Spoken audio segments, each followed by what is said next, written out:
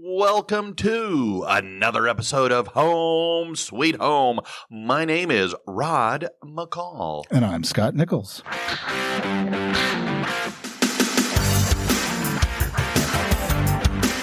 How are you on this fantastic day? I am great. And obviously you have, kind of changed up your intro there because you're so excited that you are finally now out of the education field and into your counseling field. So, well, having said goodbye to that last week. So it's bittersweet, but it is definitely exciting to be off on a new life path. Yeah, I mean, I think that new adventures are always good, right? And so you've done the teaching thing for 20 plus years, and it's time for a change.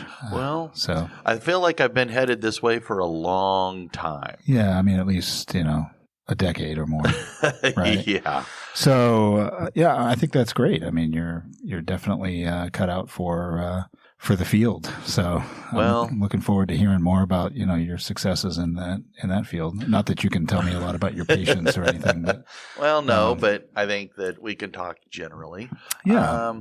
And one of the things that I'm looking forward to is working with kids in a totally different fashion because I find that, as adults, we forget what it's like to be a child. And we take our life experiences and we go and I think it's hard sometimes to always remember that our kids are watching us, listening to us, observing us, even when we're not talking to them. Mm-hmm. And so sometimes we can, as adults, as parents, we can send a message to young people that is not by words, but by actions. And I can remember growing up being told all the time that actions speak louder than words. Right. And as an adult, I truly do believe that. Yeah. I mean, we like to say it to kids, but we forget that our actions also speak loudly, right? Oh, amen. I mean, that's a big, I know that for me, I try to remember as a high school teacher, what I was like in high school. And, and that helps me, dial it back a little bit and remember and relate to these kids a little better. Cause, I wasn't the most awesome student in high school. And, I wasn't on the worst end either, but, I had some fun in high school and some kids have fun in high school and, the kids are still kids, but they're also watching, right? They're watching and expecting adults to act like adults, mostly, and they do see the things that we do, and that's where I thought maybe it might be worth exploring a little today. As I ran across an article on Huffington Post, and as I read through it, I go, oh my goodness, this really is something that I think we as adults know but don't always remember. Sure. And that is that, again, kids are always paying attention. And so some of the things that were brought up in this article I wanted to share. And one of the things that they brought up was talking about even if you may use words, your actions about how you feel about your partner or your co-parent play louder in what you do than what you say about them. Sure. And so our nonverbal, our body language, rolling of eyes, all these kinds of things, we need to be very careful when, as a parent, when we're talking to our children, or even to each other, to our spouse, as, how we talk to them. Yeah. And because we can definitely, because kids are so smart. No matter what, they can pick up greatly on our nonverbal clues. Yes. Or cues, I guess is the better word. And so therefore, I guess just make sure that we are, I don't know the right words here, but not just say the words, but follow them up with actions of how you feel about them. I always knew that my mom and dad loved each other. They always held hands. They would always kiss each other hello or goodbye. Yep. And all showed physical affection towards each other. So you knew that they liked each other a lot. Yeah, I think some people try to hide that stuff, right? They try to hide that. They feel like it's too personal or whatever. But, if you hide it, then the kids, don't know. They can't tell. Mm-hmm. What your real affection is for each other. So, you obviously don't want to be out in public sitting in a restaurant making out at the table. Right. But, but there's nothing wrong with holding hands, right? Mm-hmm. Like that's okay. And, that is something that, my wife and I do. We've been married for 32 years and we still hold hands frequently, even in public. And it's, that's just who we are. Mm-hmm. And I think that's one of the things that, our kids have been able to see over the years. Now, have we had arguments or things? Of course. Mm-hmm. We try to keep those out of the view. So the affection in the view, right? The negative aspects keep out of view, right? Until we resolve them. And that's kind of what they're saying too, that, Mom, Dad, if we're going to have an argument or disagreement or something like that, well, do it out of earshot. And because even if you're in another room, the kids can still hear through walls or through open doors or sometimes even closed doors. And so just take an opportunity to make sure that, whatever you say or do is on the up and up, more polite, more showing that you do care. Even if you don't, fake it. But even so, even if you have a disagreement, which I think is good to have in view of children as well, because you want to be able to, show them that you can have a disagreement, resolve it, and still love each other. And so, having mild disagreements and working them out in front of them is fine, right? Obviously, you don't want to have major discussions of, money, or, bedroom related things, in front of kids, right? Exactly. But, minor disagreements, where we're going to eat dinner, what are we going to do? Sure. Like you can work those things out so that they can see how to do that, because they are watching for that too. So, but in the end, after the disagreement, I always go to holding hands and, it's still, all of that came first, right? Like I obviously was attracted to my wife and we were, we dated and we did all those things, and that hasn't gone away, right? Like I still remember why I did that. And that's kind of what they're saying here. Even if you're going through a divorce, be friendly, be polite. Even if you hate the other person's guts, do your level best to not talk badly about the other spouse in front of the kids. And part of this deals exactly with attachment. When kids feel like mom and dad, that they can trust mom and dad, then they feel safer, they feel more confident and more cared for, and it leads to a better emotional development. So, right. Because some of the things that the article brought out was, dad could say, wow, mommy planned a fun adventure for us today. Yeah. Or, hey, this dinner came out great. Daddy did a great job, or even talking about grandparents, those kinds of things. I thought, yes, kids need to hear it, but they also need to feel it. Right. So some of the other things that they talked about is how you feel about your body.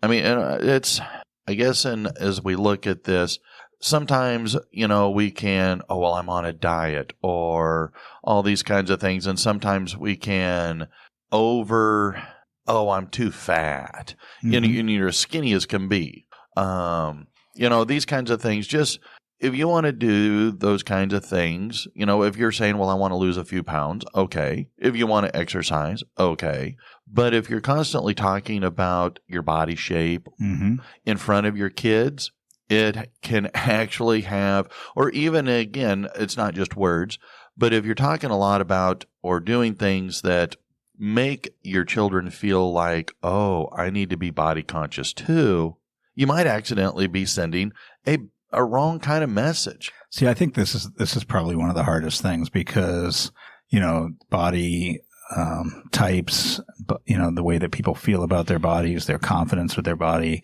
has a lot to do with our social environments and the things that are coming at us, right? I mean, everything's airbrushed or AI or something. So, there's these, perfect looking bodies, we might say with quotes, right? Like, out there, but like they're not real. Exactly. It's not realistic. In order to achieve something like that, you have to do some very unnatural things to make that happen. And that's never good for you or anybody else, right? And certainly trying to perpetuate that is not a good idea. I actually appreciate that. You go to stores now or you see magazines or, you look at commercials that a lot of them have very different body types represented within the commercials. And I think that's great because you know what? Everybody should be happy with who they are. Now, does that mean you want to stay that way? Not necessarily, right? But that's up to you, right? It's okay. And if it's not entirely okay with you, there's ways to do that. But, every kid should know that like they're fine, right? Like babies aren't born having a concern about their bodies. Exactly. Right? We make that happen to them. And that's something I think that we have to fight. And that's kind of what they're saying here, that we as adults can help influence our kids knowingly or unknowingly. Even if you're afraid to have your picture taken or maybe you don't want to be seen out in public in a bathing suit. Yeah. These are the kinds of things that kids will pick up on. Maybe not at first, but they'll pick up and they're going, oh. And especially as they get into those preteens and early adolescent years where they're trying to figure out their place in the world. And suddenly now, now you throw in, well, gee, not only am I not pretty or attractive or athletic enough? Well, now I'm too fat. Yeah.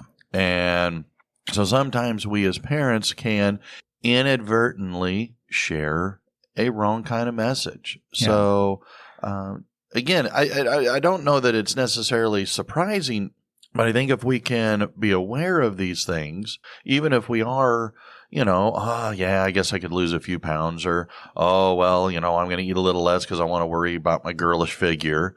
Oh, because I've actually said that out loud. Right. It's fine, but also understand that you might want to throw that in with a little bit of comedy or, something. I mean, I'm still going to. You just got to be careful who you're around, right? So, yes. Some people are much more sensitive to that. And that's just about being aware of who you're speaking to. But, certainly with family, with kids, especially teenage girls, like being body conscious to a point that's kind of toxic is not going to help them. Because they've already got TikTok and Instagram and all those things coming at them for those reels, right? That are pushing a perfect body type, so to speak. And it's just not real, right? And there's this idea that, that's what people care about. And, most of the people I know don't care about that.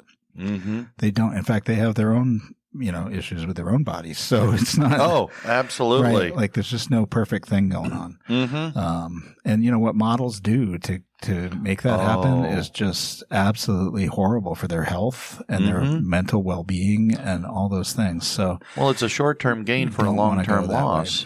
So, right. Well, something else that was mentioned in this article was talking about sharing with your child that they have value. Now, most of the time, we as parents will make sure that our kids, we'll tell them that they have value, that they're important. But it's also, again, deeds, not words. And if you tell them that, well, okay, we're going to put you in a sport and it's going to be about team building and working together with others, but when you pick them up from a game and your first question is, well, who won? What are you actually sharing? It's not about their part, their growth, their development. It's, did you win?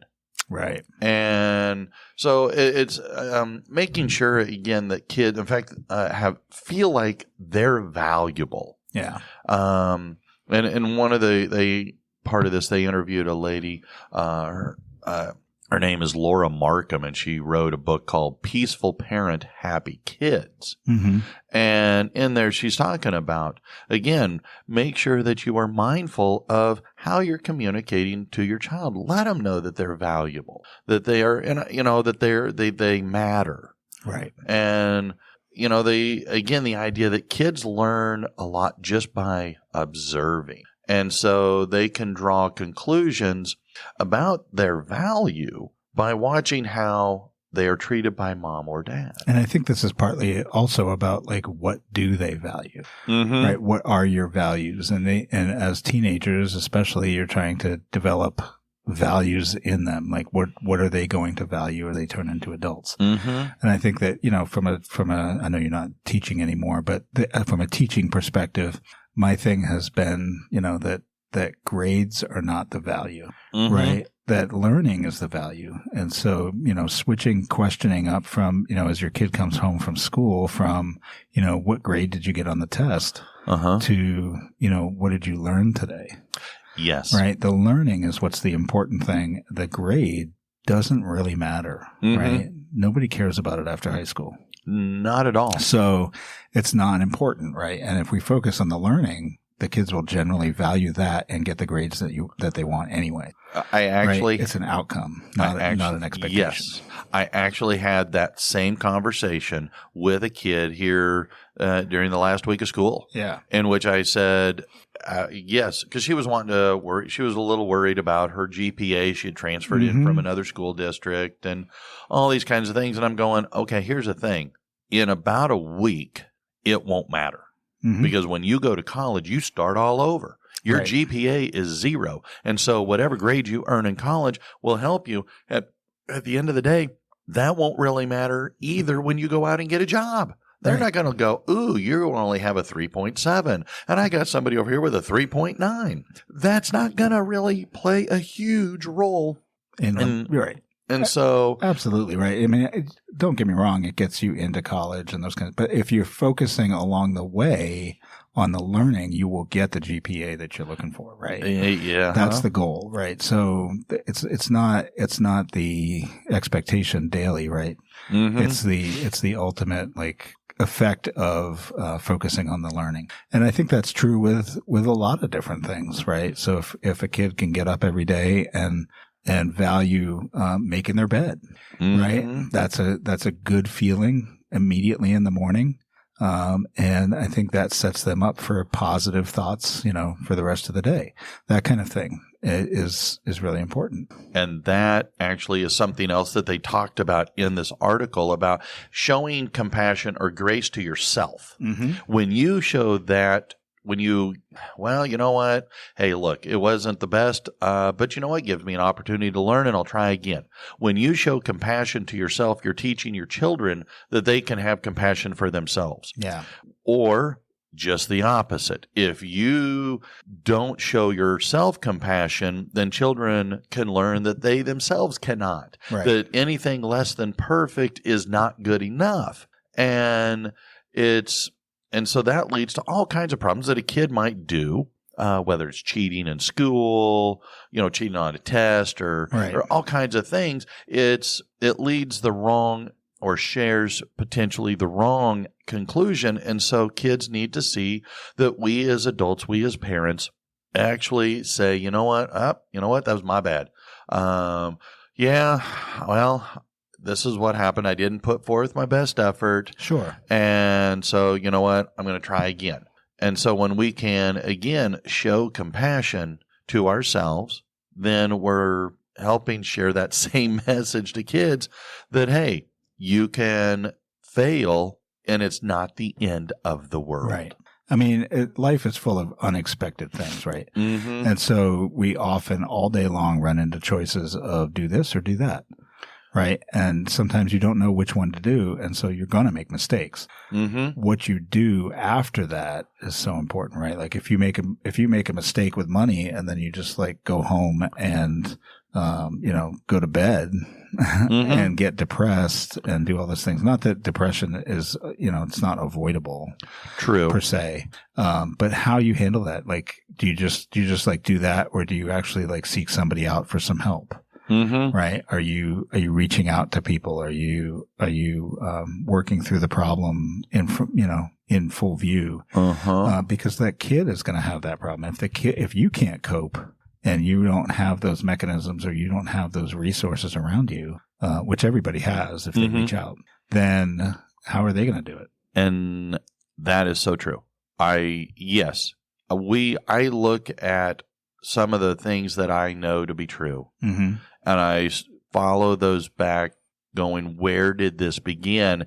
And I go back to my parents. Yeah. And I go back to the adults in my life when I was growing up, the things that they shared, things that I learned vicariously, not through a direct lesson. And it was kind of like, okay, I get it. Mm-hmm. It makes me, I understand these things now, things that I didn't understand that you can't really fully maybe grasp when you are 10, 12, sure. 14 years old. And we all tend to emulate our parents to some extent, right? Like that's what they did, and it's kind of ingrained in us because we saw it happen. So we even if we don't like it, we mm-hmm. end up kind of doing it, and then we're like, oh, I need to like consciously stop doing that thing that I didn't like. But I want to keep doing the things that I did like. And so it's, we tend to do that, and our kids are going to do the same thing. And so if we do the bad things, they will also do the bad things. So, right? Yes, we have to be careful because we truly do model behavior, good and bad. Yeah. And I don't have the statistics in front of me, but I do know I've seen before that like domestic violence tends to come from people who were, kids in domestic violence, mm-hmm. and it just keeps begetting itself. Mm-hmm. And so, at some point you have to stop those things somehow. And of course, counseling is a great way to do that, but you got to recognize that you have a problem before you can get right. So yeah. Well, something else that, and I look back on this, and they're talking about they're talking about food. And all right, now you're talking. Yes, and I am a foodie. I love food. I love all kinds of food. I'm not a big sushi fan, but I love pretty much anything else. I love spicy food. I hate bland food. But let's be honest, you love Mexican. That is true. As much as possible. I can eat that probably 4 or 5 times a week. And yes, yummy, yummy, yummy. Now, I will say this, though. What they're talking about here is how we relate to food. And I'll go by an example. Growing up, we were told, take what you want, but eat what you take. And you had to empty your plate before you could be excused from the table. My grandfather would claim to make a happy plate because he would, when it was all done, take a piece of bread and then mop up what was left on the plate, and it looked like it was ready to be put back in the shelf. It was that clean. Yeah. And I get that. My parents were products of the Great Depression, and food was scarce. And so therefore their parents taught them that food was scarce. So you don't waste food. As an adult, I discovered that as my metabolism slowed down, my appetite did not. Yeah. And so those unintended, ingrained messages of, if it's on your plate, eat it, was something that I do, even though I would be just full. And I'm going, man, I'm full. Well, Barry, it tastes so good, right? Yeah. And it's the taste that I like. So I just need to get like Mexican food flavored water or something. But, maybe that's an invention. But, I agree. Like my relationship with food is like get in my mouth, mm-hmm. and I just want to eat it. Right. I just love it. And, that's been a problem for me, but I'm comfortable with who I am. I'm comfortable with body. I have lost some weight. That's been a goal of mine, but I'm not like, I haven't lost as much as I maybe wanted to, but that's fine. Whatever. So it's just, when I was growing up, it was also like eat everything, right? Mm-hmm. But it was more like, listen, there's people in other countries starving to death. Mm-hmm. And I'm like, I heard that too. I'm like, well, go ahead and ship it to them. Right. Like I don't like lima beans. I'm not going to eat those. Uh-huh. So, that wasn't my thing, but, I mean, that's probably not a great way to get kids to eat stuff, but also like, why do we have to eat it all? Right. Like let's not overload our plate to begin with. And so I have an issue personally with like portion size. Yeah. And even when I make my own meals at home, like my portions are too big. I try to get my wife to like can you box it up, make the portions for me so that I don't eat too much at lunch? Because if I have it if it's there, I eat it. And even if I'm full. And that's a problem for me. Well, and that's kind of what they're saying here too, is sometimes we can, and we might be joking, we might be teasing, but you might be someplace and like, okay, a church picnic or a neighborhood gathering, and somebody brings out their famous cookies, and they eat, oh my gosh, don't put those cookies near me. Those are dangerous. I'll just sit there and eat the whole plate. Well, that might also be conveying to children, especially your kids, and especially depending on their, state of mind.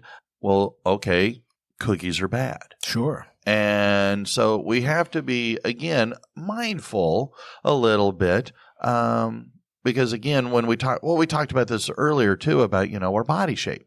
And so therefore, just sometimes, again, this inadvertent thing that seems good, because teaching kids to not waste food, not to throw it away just because, well, I don't want to eat it. That's, yeah. I don't know that I have a right way, so but my wife likes to talk about how things were such a treat when she was a kid. Like, you didn't have ice cream every night, right? You had ice cream once in a while. Yeah. And it was a treat.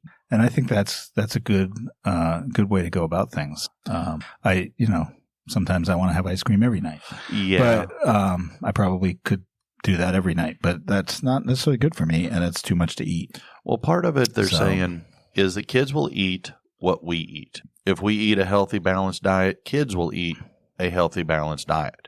And so therefore, again, but it goes back to that modeling. In fact, they interviewed a nutritionist, and they're saying that adults can help children develop healthy eating habits and a healthy relationship with food by modeling that very Unfortunately, behavior. I'm big on pasta because that's what we grew up on because it was cheap. Yes. Right. Yes. So I like a lot of pasta, and my wife's like, stop eating pasta. Well, I married an Italian, so I'm in deep trouble there too. You go. You're in trouble, right? But of course, one of our favorite restaurants is a very, very good Italian restaurant. So, but we try not to go there too often. Well, the last thing that was talked about in this article, and I have to say that my parents made sure I learned this well, how you talk to adults, how you allow your children to talk to other adults. And I was told you will show respect, that you will, yes, sir, yes, ma'am. And you call them Mr., you call them Miss. Living here in Texas, instead of like Mr. McCall, all right, or Mr. Nichols, it'll be, okay, well, Mr. Scott or Mr. Rod, and which I thought was kind of interesting. But it's a way of showing respect. And so if you make sure that your children, you talk respectfully to other adults, well, then your children will learn to talk respectfully. And if your children, if they're around you and they happen to say, a kid come up to me and say, "Hey, Rod, I'm sorry. Who are you talking to?" The adult should say, their parent should say, "You're not a peer to them. You are a child." Even if it's a neighbor. I grew up calling all my neighbors Mr. or Mrs. And even though, knew their kids, played with their kids. Heck, they helped raise me. Might call them mom or dad, but you didn't call them by their first names. I think it's important, though, to respect how that other adult wants to be addressed. Right? Okay. If the other adult wants to be addressed as Mr. So-and-so or Mrs. So-and-so or Miss So-and-so, that's fine. If they want to be addressed by first name, that's fine too, right? Like my neighbors, we always addressed them by their first names because we were there all the time and they were fine with that. But not everybody's fine with that. I think you have to kind of feel that out, and respect how people want to be called. True. Because, some of them might feel like Mr. or Mrs. is too formal. Yeah. Right. So it just depends, right? Sure. They might still feel respected, or maybe even more so respected by being called, their first name. Yeah. And that's fine, right? Or maybe Miss first name. Sure. Which happens a lot of times in elementary schools. Yes. Right? Yes. That's a big thing. So, that's part of it. I think also probably like thinking about how you talk to your kid, how you talk to other adults about your kids, right? Like in front of them. And I know that this happens a lot with toddlers where parents start like spelling things and doing, and trying to hide what they're saying and mask the conversation. But, you know, they're not stupid about it, right? They're picking up on it, and doing that is going to cause them to try to decode that from your expressions and the other things and maybe some recent experience that they've had, and they can start to figure that out. Yes. And unfortunately, by the time they figure it out, you've already been too late. Like you've been spelling things and they already know what you're saying. Yes. And you just didn't realize it. So, but you know, you don't want to be too sarcastic about what's taken place recently or things like that, because then they start to be self-conscious about that stuff. And the language that you use, the tone of voice that you use. Of course, I'm reminded of the movie. There's a scene in the movie Gran Torino where Clint Eastwood walks in to talk to his barber, and he uses very colorful language, and then when the neighbor kid he's trying to mentor uses the exact same language, he smacks him around going, "Don't you dare talk to that." Right. So and the excuse of, well, I'm an adult, I can do that, doesn't always fly, right? Because it's like, so when I get to be an adult, I get to do bad things. You know, that kids can't do. That doesn't seem like a logical end to that. So, but at the end of the day, it's just the whole point of I felt about this article was that we as adults need to remember who's near us, who can hear us. And if we want our children to grow up to be the kind of adults that we can be proud of, well, we need to be the model, the role model for them to be able to learn these kinds of lessons. Yeah. So I do think the bottom line is to just examine what we're doing and what we're saying in front of our kids, right? Be mindful. And that's really it. That's the whole, all right. So anyway, that's kind of what I got. That awesome. Sums up pretty much everything in the article. So anyway. All right. Well, have a good week at your new gig. All right. And, thanks. You know, hopefully you'll get to be helping a lot of people, and we'll probably have some new thoughts on topics, right? Well, fingers crossed. All right. So, well, until next time, I'm Rod. I'm Scott. See ya. Bye-bye.